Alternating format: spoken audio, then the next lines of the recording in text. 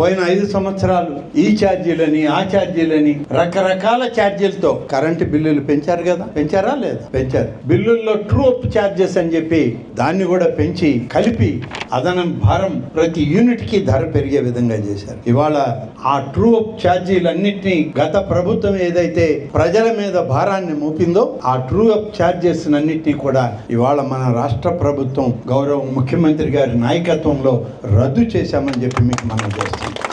ఇక true up charge అని మీ బిల్లులో రాదు. అటగాని వస్తే మీరు అడగండి, నిలదీయండి. ట్రూ అప్ ఛార్జెస్ ప్రభుత్వం రద్దు చేసింది, మీరు ఏ విధంగా ఇచ్చారు ఈ బిల్లు మాకు అని చెప్పి అధికారులను అడగండి. ఒక్క ట్రూ అప్ ఛార్జెస్ ని రద్దు చేస్తే మొత్తం రాష్ట్రంలో మా మీద పడే భారం 4,497 కోట్ల రూపాయలు. అంటే మీ దగ్గర నుంచి 4,497 కోట్ల రూపాయలను వసూలు చేశారు సంవత్సరానికి వాళ్ళు.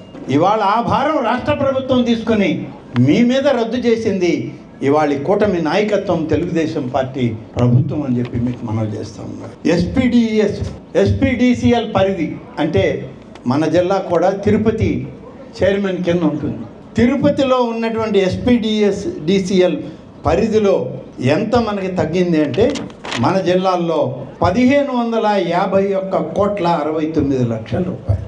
ఈ భారం మనమే కట్టాం 4 సంవత్సరాలు వాళ్ళకి. ఇప్పుడు ఈ ప్రభుత్వం వచ్చాక ఎస్పీడీసీఎల్ పరిధిలో ఉన్న నెల్లూరు, తిరుపతి జిల్లాల్లో 1,551 కోట్ల రూపాయలు రద్దు చేసి ఈ మొత్తాన్ని మనమే ప్రభుత్వమే కడుతుంది, ఏ ఒక్కరి మీద భారం వేయొద్దు కరెంటు భారం అని చెప్పి ఇవాళ ఈ ప్రభుత్వం తీసుకున్న నిర్ణయం మీకు చెప్పాల్సిన అవసరం. కాబట్టి మీ మీద ఆ బిల్లుల్లో ట్రూ అప్ ఛార్జెస్ అనేటువంటి ఖాతా ఇంకా ఉండదు. ఆ బిల్లులు మీరు కూడా ఎప్పుడైనా చెక్ చేసుకోవచ్చు.